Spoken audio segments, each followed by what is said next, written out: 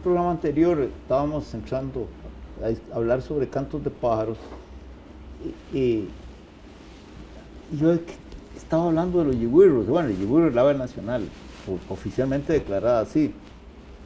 Yo sinceramente nunca le había puesto cuidado más allá de el cuidado auditivo, de oírlo cantar. Y claro, de vez en cuando verlo en la enramada ahí. Pero si a mí me hubieran puesto a dibujar un yigüirro, yo me habría perdido. Solo que no le encontraba una cosa espectacular en colores ni nada. Entonces, a raíz de comentarios sobre ese punto, alguien me reclamó y me mandó unas grabaciones de cantos de yigüirros. Y claro, para mí es una maravilla oírlo, pero de todas maneras lo oigo aquí mismo en San José. Y entonces me empiezo a dar cuenta de que hay unas confusiones tremendas en eso, porque lo primero que creí yo es que el yigüirro, el nombre de yigüirro, la palabra yigüirro no aparecía en el diccionario, para empezar. No, y no aparece. No, pero en cambio ahora, si uno va a ir, lo busca, está en Wikileaks, sí. en Wikipedia. En Wikipedia, sí. En Wikipedia está el nombre. Y ahí es donde se comienza la cosa a enturbiarse, porque aparecen los nombres científicos, ¿verdad? Y entonces me doy cuenta de que en El Salvador le dicen sinsonte. Sinsonte, sí. Bueno. Sí, no me acordaba, sí. Y cuando me di cuenta de eso, dije, mira, sinsonte. Pues es el sinsonte. Es que ahora en Wikipedia dice que se llama sensonte. Ajá. Pero en Cuba le dicen sinsonte o sinsontle. En El Salvador le dicen sinsontle. Bueno, sí. Entonces, y mira, es el mismo, claro. Y yo empecé a recordar cómo cantaba el sinsonte y digo, sí, claro. Y la cosa se empieza a complicar más cuando me encuentro con que el nombre científico del yigüirro no es el mismo del sinsonte. ¿Cómo? No es el mismo. Ahora son pajaritos diferentes. Sí, claro, entonces son pajaritos diferentes. No, bueno, pero es que vos lo sabés, yo no. Yo no tengo la menor idea. No, si tienen un nombre científico es porque los han estudiado y son diferentes. No, por supuesto. Bueno, ahí es donde me empieza a caer la piseta. Claro. Entonces, ahora sí. Uno se llama tortus no sé qué y el otro se llama no sé qué polígloto. Ese es el yigüirro. Sí. De todas maneras. Polígloto. Está bueno. O poliglotus, ya ahora polígloto, ya. Bueno. Policantos. Me empiezo a dar cuenta de que el canto del yigüirro, del sinsonte, del tordo, el del tango, ¿cómo se llama? El zorzal. Zorzal criollo. Son todos casi idénticos. Entonces se me hizo un enredo ornitológico es como si hablaran italiano, portugués y español. Seguro en el canto es igual. Exacto. Un enredo ornitológico que cruza el Atlántico, porque existe el Mockingbird. Sí. Hay una novela, To Kill a Mockingbird, maravillosa, por cierto. Y entonces acabo pensando que mejor me olvido de aprender ornitología, porque ya tengo una... Pero las grabaciones son iguales. A propósito de los yigüirros, los yigüirros obviamente cantan en libertad, sí. Pero también cantan en jaulas. Eso nunca lo he visto. Sí, claro. Y sí requieren su proceso. Yo tenía un amigo que tenía yigüirros y uno los oía. En el momento en que debían cantar, cantaban, ¿verdad? No es que les daban la orden cuando estaba el ambiente para cantar lluvias o lo que fuera. Pero hubiera sido interesante, sería más bien interesante determinar, tal vez eso se podría hacer mecánicamente o electrónicamente con las cosas que hay ahora para ver la intensidad de los sonidos y de las ondas y todo eso. Okay. ¿Qué diferencias puede haber entre el canto de un yigüirro o de un pájaro en cautiverio en jaula y el mismo pájaro eso sería afuera. Y claro, Porque de Sí, pronto sí. el de adentro hace un tono triste, digámoslo así. Sí, claro. ¿Me explico? Claro. sí, Y el otro no. Pero esa es una cosa que uno no tiene la capacidad auditiva para poder percibir Sí, eso. Uno al sí. final puede sentir agradable y gustarle el canto de un yegüirro en jaula y otro afuera.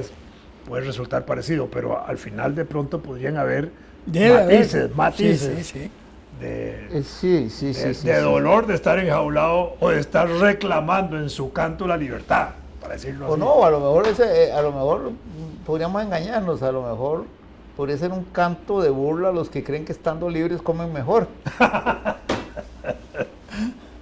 Sí, porque los chinean a los otros Sí, pajaritos. claro, claro. Sí, los tratan bien. Porque también recordemos que hay gente que se comporta así, ¿verdad? Sí, claro. Hay una hermana de mi señora que tiene allá en Santa Marta una jaula, esos son periquitos de amor. No, eso sí. Y le decía, pues, ¿cómo tenés eso encerrado? ¿Cómo? Sí, eso es un crimen. Y le abría la puerta y no se iban. Dice, No se van. Curioso. No, porque se los comen. no, pero- Yo no sé por qué, pero no Hay se otros van animales se los comen, ya están sí. acostumbrados a la jaula. la jaulita. No, y claro, la comida y todo, y los chineos.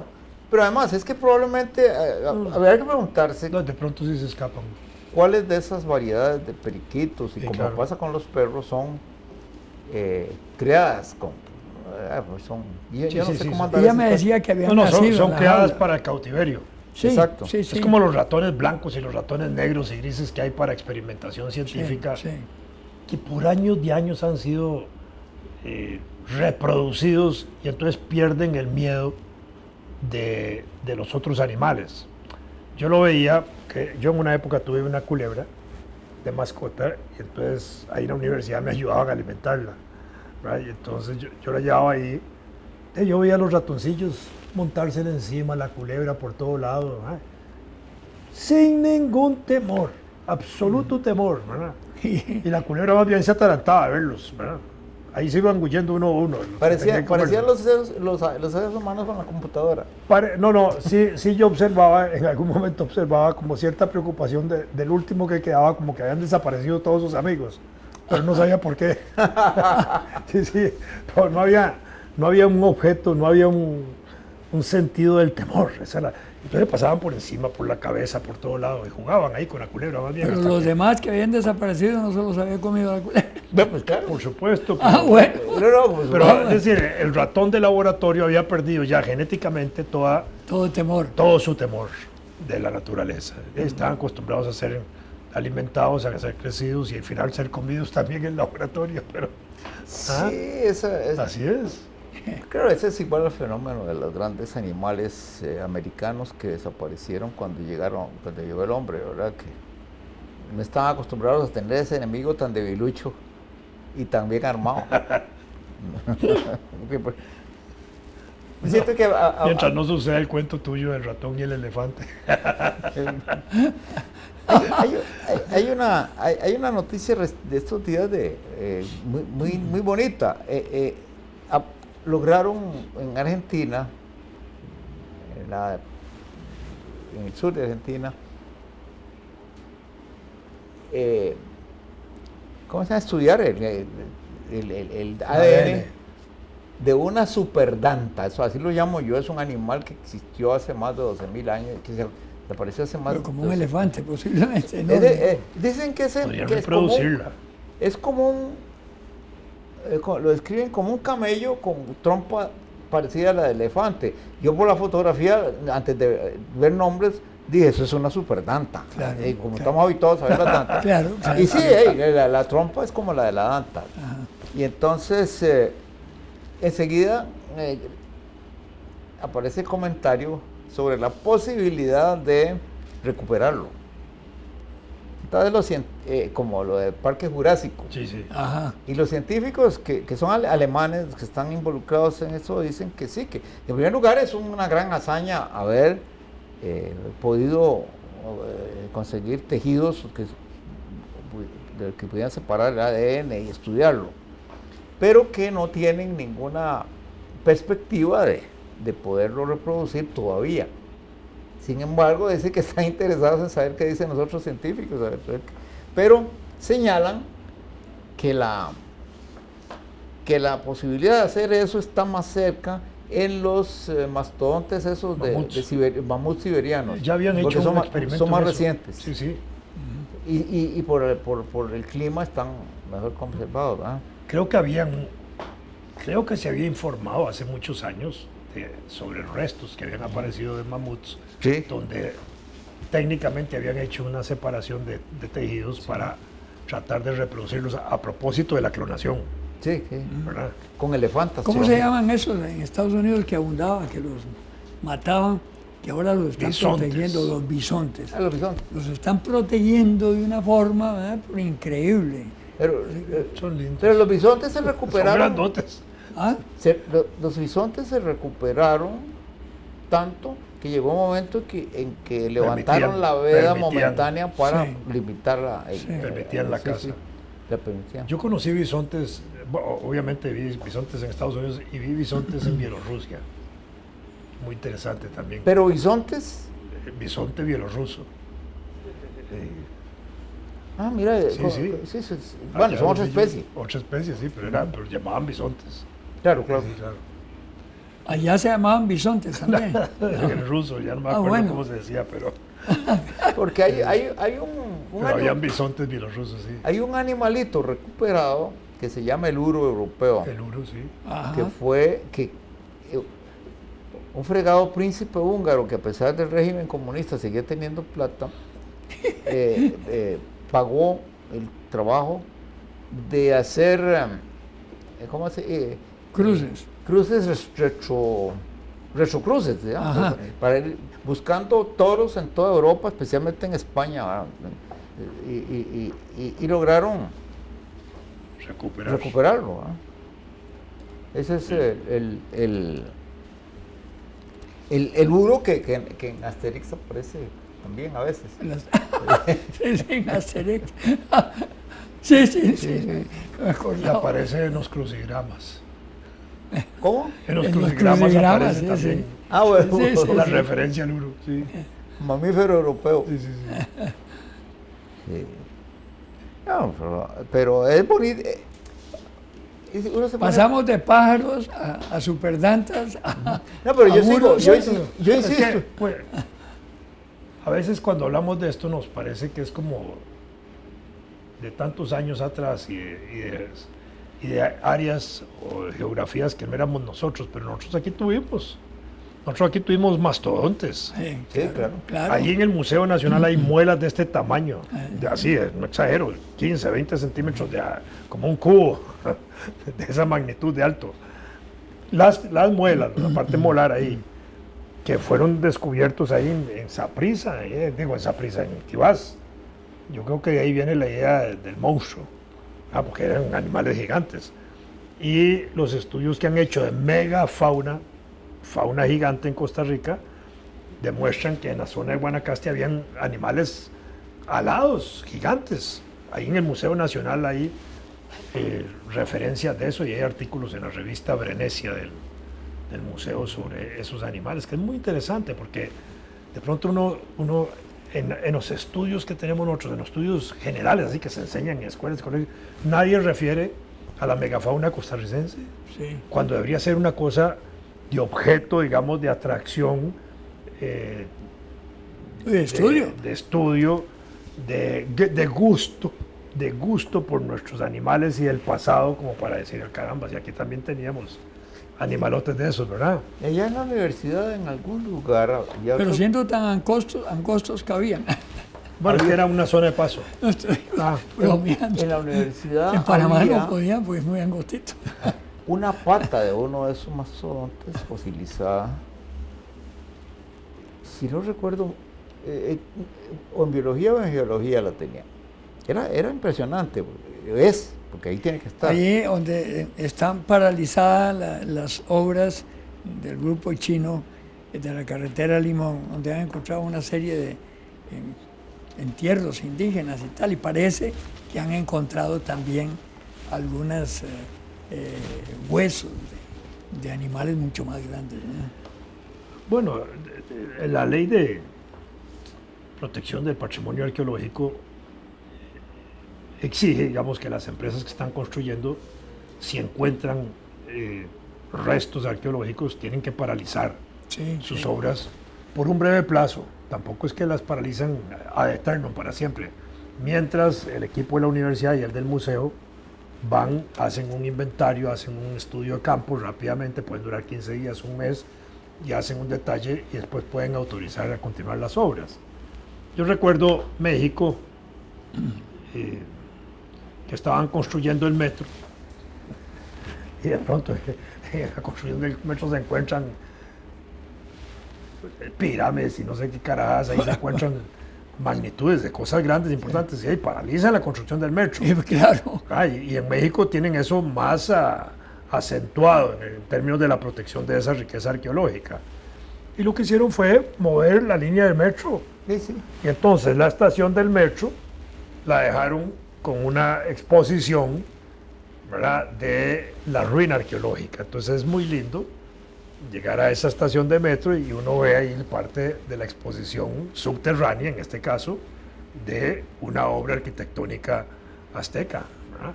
Pero eso es porque ellos lo que hicieron fue hacer lo correcto, no destruir la obra, sino correr el metro unos cuantos metros, ¿verdad?, y descubrir la obra para que pudiera ser apreciada, digamos, por el público que es millonario, que se mueve en México por el metro. El territorio es tan grande que hay una gran diversidad de culturas.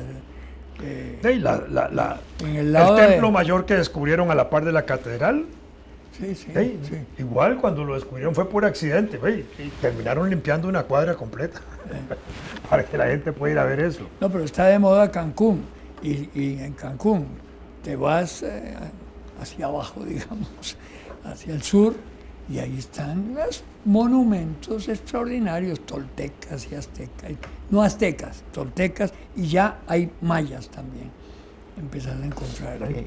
La idea que surge cuando se habla de estas cosas es... A mí me impresionó una vez que estuve en El Salvador y me llevaron a ver unas pirámides en El Salvador. Sí, y ahí cerquita, en la capital. No son muy grandes. No, son pequeñas, pero son. Sí, claro. Yo leí una vez que aquí en Nicaragua habían encontrado pirámides también, pero esas como que no las explotan. No. Es que está, digamos, en Honduras hay unas lindas. En Honduras sí, sí, en Guatemala.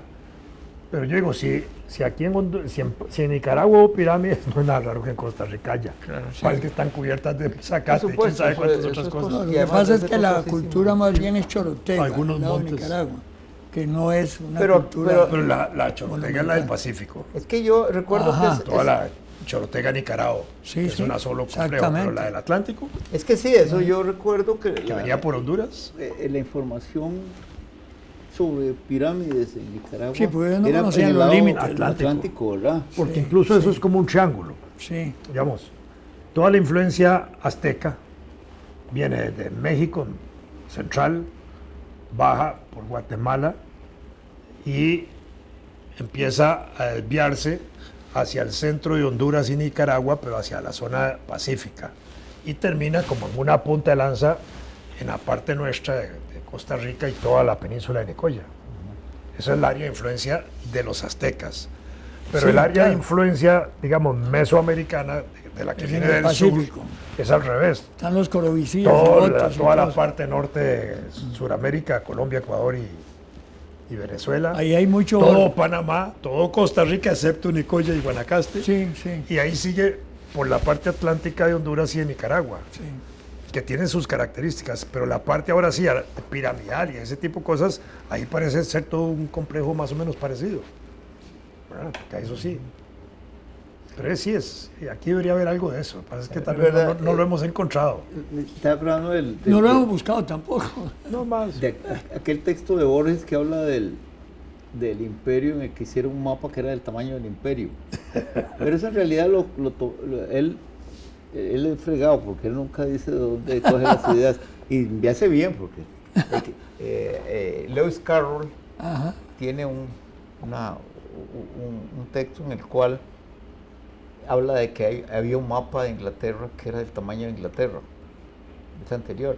En todo caso, lo que estoy pensando yo es que si nosotros, los seres humanos, así, decidiéramos preservar las ruinas de todas las culturas que han existido, a lo mejor no tendríamos dónde habitar porque todo algo habría que preservar en cada centímetro cuadrado del planeta, ¿verdad? Mejor concentramos a toda la población y salvamos el resto del planeta. Sí. Es que hay ¿A dónde fue ahorita? Que estaban escarbando y encontraron, estaban haciendo un túnel o no sé qué, y encontraron unas obras pero gigantescas y paralizaron todo, claro, pero eso en Europa. Sí. Es que yo me pongo en los zapatos de los responsables de eso. La única obsesión que se le puede despertar a uno es limpiar y conservar eso, sí, punto. Claro. Sí, claro. A cualquier costo, pero el costo puede ser prohibitivo. Pero fíjate qué interesante cómo se pierde la secuencia del conocimiento en los hombres. Porque si existen esas obras, tiene que haber habido un enlace en determinado momento que se rompió. Sí, claro. Sí. Claro, se olvidó. Exactamente, ¿verdad? Y es lamentabilísimo eso. Fue la dominación española. Mató todo bueno, eso. en América aplastó, sí, en el caso nuestro. Sí. Claro. Todo el área de Pavas y Romoses, por ejemplo, sobre esas urbanizaciones que hay lo que se llama tumbas de botella, que son unas tumbas que tienen un cono así, después una pancita así, ¿verdad? Sí. Son típicas de esa zona, pero están bajo todas esas residenciales que hay ahí. Sí. Al final fueron construyendo eso, hicieron los rastreos arqueológicos, se describieron y ahí taponearon todo eso. O sea que toda esa gente vive sobre cadáveres. Que de nosotros no pueden decir lo que dicen. Sí, claro. De nosotros no pueden decir lo que dicen de los italianos. Que lo mejor que ellos han fabricado son ruinas. Y como la conserva. Bueno, dice que hay que aterrizar.